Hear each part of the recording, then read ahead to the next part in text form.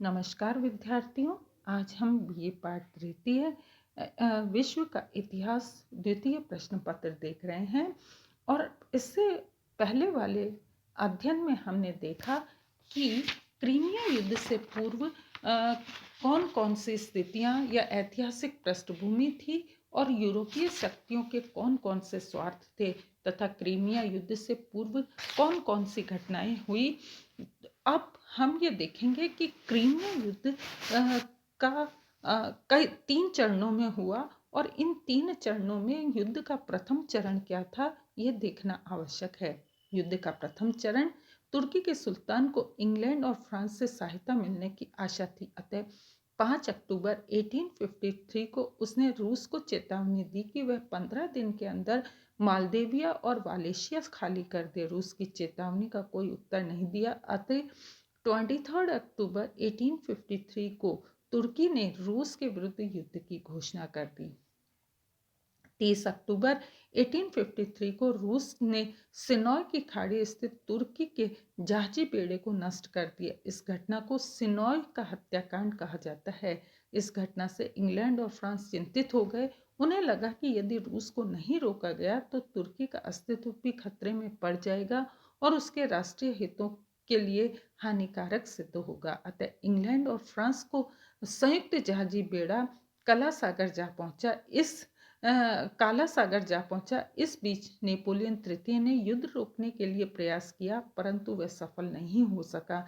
27 फरवरी 1854 को इंग्लैंड व फ्रांस ने संयुक्त रूप से रूस को चेतावनी दी कि वह 30 अप्रैल तक मोल्दाविया और वालेशिया खाली कर दे। रूस ने इस चेतावनी को ठुकरा दिया। इस पर 18 मार्च 1854 को इंग्लैंड और फ्रांस ने रूस के विरुद्ध युद्ध की घोषणा कर दी। रूसी सेना मार्च अप्रैल 1854 में रूस को सिलिसिस्ट्रिया में तुर्की की सेनाओं से कड़ा संघर्ष करना पड़ा।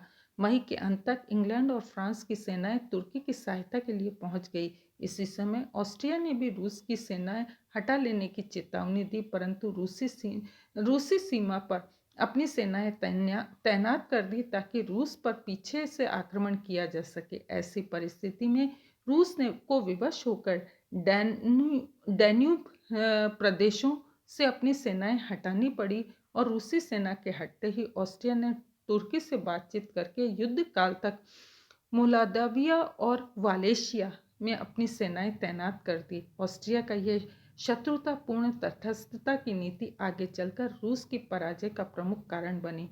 रूस की सेना ने डेन्यू नदी से हट जाने से इंग्लैंड और फ्रांस का प्रारंभिक उद्देश्य पूरा हो गया, परंतु रूस की शक्ति क्षीण कर उसे पंगु बना देना चाहते थे ताकि भविष्य में रूस उन्हें परेशान न कर सके। अतः जुलाई 1854 को मित्र राष्ट्र इंग्लैंड, फ्रांस, प्रशा, टर्की आदि ने रूस के समक्ष 4 प्रस्ताव रखे। विद्यार्थियों, ये प्रस्ताव थे: मोलादिविया और वालेशिया पर रूस के संरक्षण अधिकारों को समाप्त कर दिया जाए, डैन्यूब नदी में यूरोप के सभी राज्यों को व्यापार करने की सुविधाएं प्रदान हो, तुर्की की यूनानी जनता पर रूस अपने संरक्षण के अधिकार को त्याग दे और तुर्की को यूरोपीय राज्यमंडल में शामिल कर लिया जाए। युद्ध का दूसरा चरण, क्रीमिया आक्रमण। रूस ने मित्र राष्ट्रों के प्रस्तावों को ठुकरा दिया। इस पर इंग्लैंड और फ्रांस ने रूस की सामुद्रिक शक्ति के प्रमुख केंद्र क्रीमिया पर आक्रमण करने का निश्चय किया। क्रीमिया में सेबास्टोपोल पर रूस का सामुद्रिक शस्त्रागार था।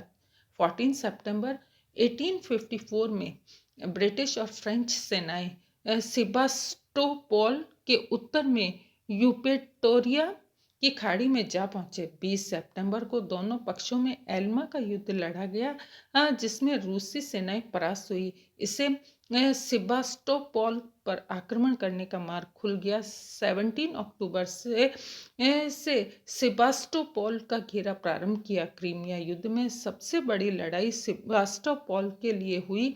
ये घेरा लगभग 11 महीने तक चला तथा युद्ध में दोनों पक्षों के लगभग 5 लाख सैनिक मारे गए।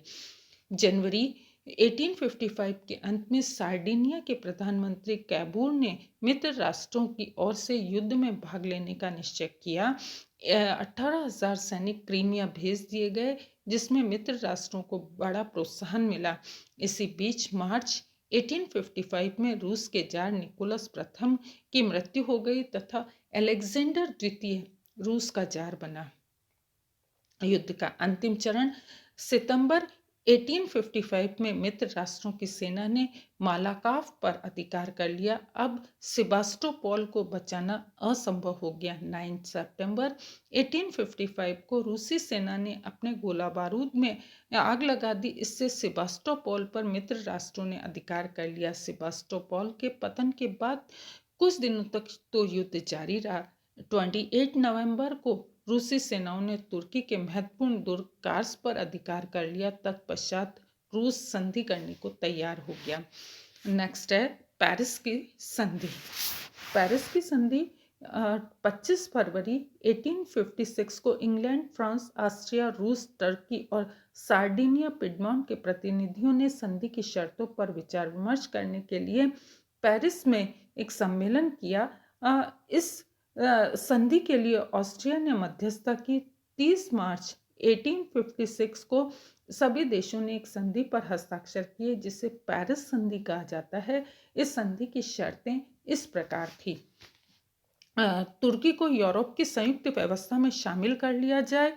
दूसरा, तुर्की के सुल्तान ने अपनी ईसाई प्रजा के हितों को ध्यान में रखते हुए उनकी स्थिति में सुधार करने का आश्वासन दिया। तीसरा, काला सागर को तटस्थ क्षेत्र मान लिया जाए, जहां किसी भी राष्ट्र के युद्धपोत का प्रवेश निषिद्ध कर दिया गया और यह भी निश्चित किया गया कि रूस और टर्की अपने सैनिक अड्डे यहाँ स्थापित नहीं करेंगे। चौथा है, रूस और टर्की ने एक दूसरे के जीते हुए प्रदेश वापस दे दिए। कार्स पर पुनः टर्की और क्रीमिया पर रूस का अधिकार मान लिया।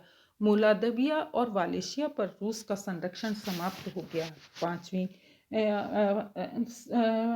शर्त है, टर्की के प्रभुत्व में सर्बिया को स्वतंत्रता स्वीकार की गई तथा यूरोपीय राज्यों में उसकी स्वतंत्रता की गारंटी भी दी गई। छठा है, डैन्यूब नदी के सभी राज्यों को व्यापार करने का अधिकार दिया गया। सातवां है, टर्की साम्राज्य में रहने वाले ईसाइयों की सुरक्षा के अधिकार से रूस को वंचित कर दिया। इस प्रकार क्रीमिया युद्ध जो कि 1854 में शुरू हुआ था, पेरिस की संधि 30 मार्च 1856 के बाद समाप्त हुआ। इति नमस्कार।